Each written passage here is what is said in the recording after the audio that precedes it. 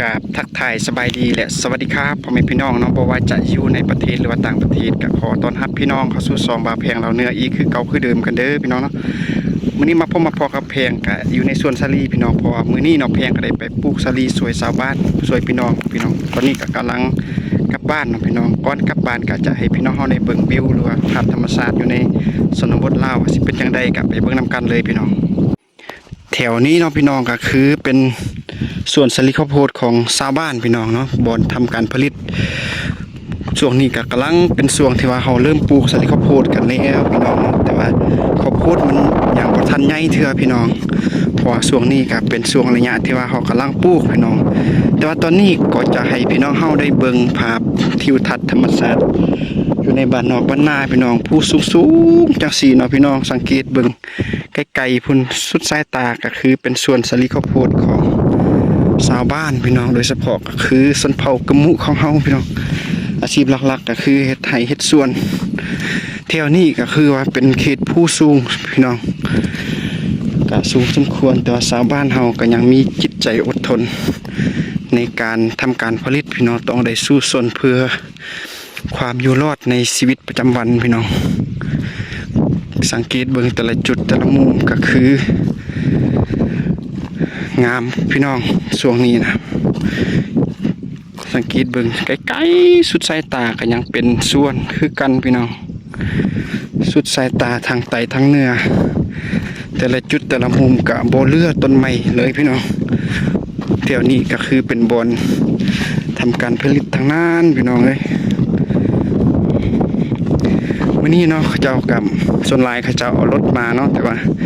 แพงได้ย่างมาพี่น้องลุกจากบ้านมาค่ะผ้าไก่เติบพี่น้องประมาณ3-4 ลักบางทีก็น่าจะฮอด6-7 ลักก็มีเนาะพี่น้องแพงก็ได้ย่างเพราะว่ารถจักรก็มีแต่คันเดียวแล้วก็เมียเอาไปส่วนพี่น้อง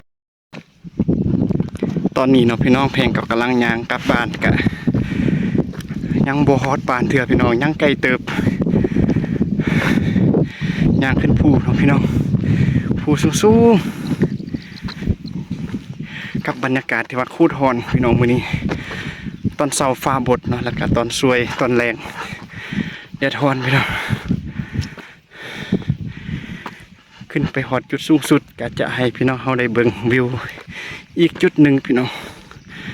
ก่อนจะฮอดบ้านเนาะ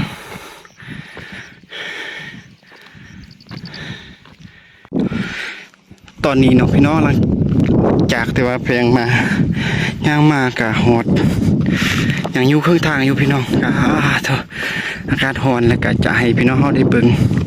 ภาพบรรยากาศวิถีชีวิตของชนเผ่ากะมุพี่น้องโดยเฉพาะก็อยู่ทางภาคเหนือของประเทศลาวเฮาพี่น้องส่วนสาลีเขาเจ้าปลูกสาลีข้าวโพดก็กำลังขึ้นงามอยู่นี่จะให้พี่น้องเฮาได้เบิ่งยามนี้เนาะพี่น้องนี่ก็บางส่วนเขาเจ้าปลูกก่อนก็เริ่มใหญ่แล้วแต่ว่าบางส่วนเขาเจ้าปลูกน้ำลังก็ยังบ่ทันใหญ่เนาะพี่น้อง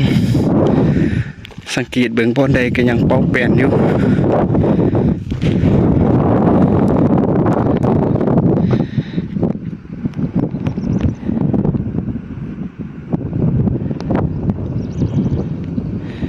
กว่าจะฮอดบ้านเนาะพี่น้องก็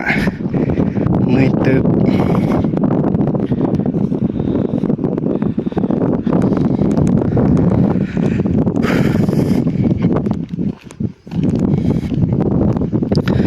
สลีอ่อนๆงามๆอยู่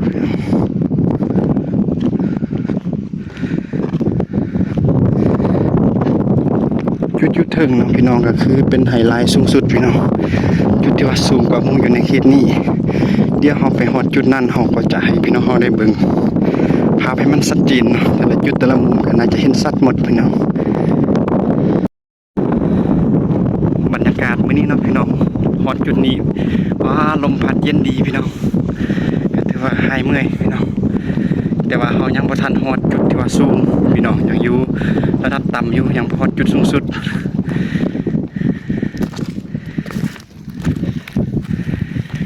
ไปฮอดจุดนั้นเนาะกะรอท่าเบิ่งมุมว่าจะงามบ่หรือว่าเป็นจังใดกะเบิ่งน้ำกันพี่น้องมาฮอดจุดนี้พี่น้องก็คือเป็นจุดที่ว่าสูงสมควรพี่น้อง เลี้ยวเบิ่งแต่ละจุดแต่ละมุมก็เห็นชัดเจนไปหมดนะพี่น้องลมกับพัดเย็นดีวอยๆพี่น้องก็พอให้เมื่อยแดดน้อยนึงพี่น้องเพราะว่าเขาก็ขึ้นภูแต่ละมื้อแต่ละวันต้องได้ย่างไปจังซี่เนาะเพราะว่ารถก็มีแต่คันเดียวพี่น้องคันเมียออกไปก็พวกก็ได้ย่างคันพวกออกไปเมียก็ได้ย่างเพราะว่าเขาก็ไปซอกแหงนำชาวบ้านเนาะพี่น้องเพื่อ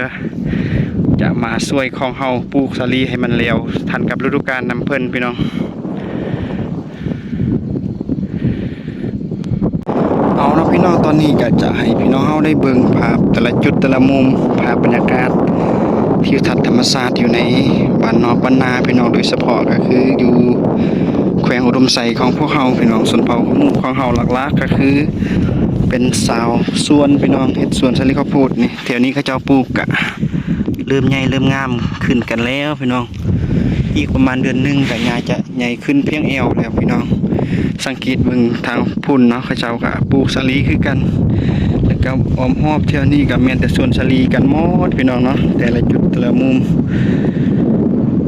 ก่อนจะมาฮอดจุดนี้พี่น้องป้าเมื่อยขนาดแล้วก็สังเกตเบิ่ง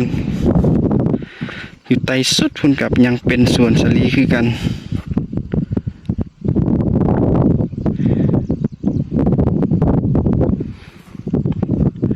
ตอนนี้เนาะพี่น้องเฮาก็จะได้ย่างกลับบ้านพี่น้องเพราะว่าเส้นทางของเฮาก็ยังไกลเติบยังบ่ทันฮอดบ้านเถื่อก็จะย่างไปเรื่อยๆเนาะพี่น้องอีกประมาณเดือนนึงเนาะพี่น้องประมาณเดือนต่อไปสาลีก็น่าจะใหญ่กันหมดแล้วพี่น้องก็ช่วงนั้นเนาะขอจะให้พี่น้องเขาได้เบิ่งภาพอีกจุดหนึ่งเป็นช่วงที่ว่างามขนาดพี่น้องอยู่ในจอมภูสูงๆไปด้วยต้นสาลีข้าวโพดพี่น้อง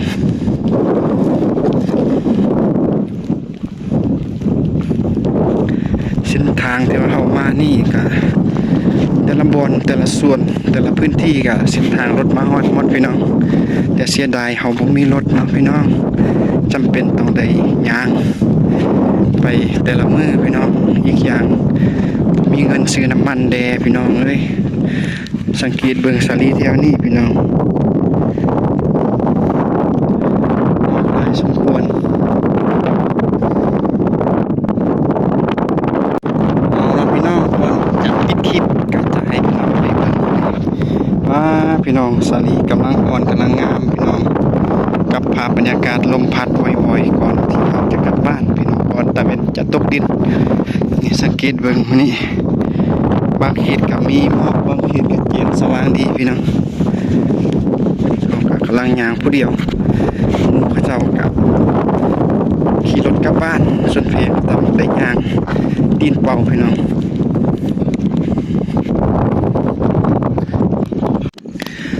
ตอนนี้พี่น้องเพลงกับกำลังย่างกลับบ้านยังบ่ฮอดบ้านเพื่อพี่น้องยังไกลเติบก็ถือว่าแดดร้อนได้ใครแต่ว่าแดดร้อนเนาะพี่น้องคันว่ามีฝนโอ้ยยุ่งยากเด้แพงก็บ่ได้เอาเสื้อกันฝนมานำเนาะต้องได้ย่างตากแดดไปแต่ละมื้อแต่ละวันพี่น้องช่วงนี้ฝนตกแต่ตอนแรงนะพี่น้องตอนคืนแต่ว่าตอนสวยตอนเว้นฝนก็บ่ตกพี่น้องก็สบายได้น้อยนึงการไปมาก็บ่ค่อยยุ่งยากลำบากปานใดคือช่วงระยะหลังระยะก่อนเนาะเดือนแล้วป้าเท่าพี่น้องฝนตกตลอดเลยพี่น้อง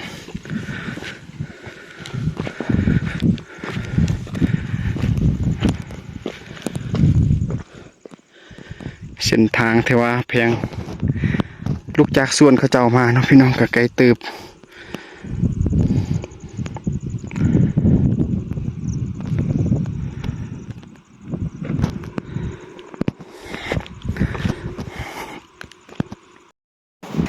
เอาเนาะพี่น้องตอนนี้เนาะแพงกะได้กลับบ้านกะยังบ่ทันฮอดเทื่อแต่ว่าแพงกะจะต้องได้ลาทานผู้ฟังหรือว่าท่านพี่น้องเฮาไปก่อนพี่น้องเพราะว่าแพงกะจะได้ฝากกลับบ้านกะสุดท้ายนี้พี่น้องแพงกะขอฝากซองอีกคือเก่าคือเดิมกันเด้อเนาะโดยเฉพาะก็คือคนลาวบ่คนไทยที่ว่าฮักมักวิถีชีวิตจังซี่เนาะการดำรงชีวิตการทำมาหากินให้เฮ็ดส่วนถ้าหากได้เห็นคลิปของเฮาแล้วก็อย่าลืมเข้าไปเบิ่งแล้วก็กดไลค์กดแชร์กดติดตาม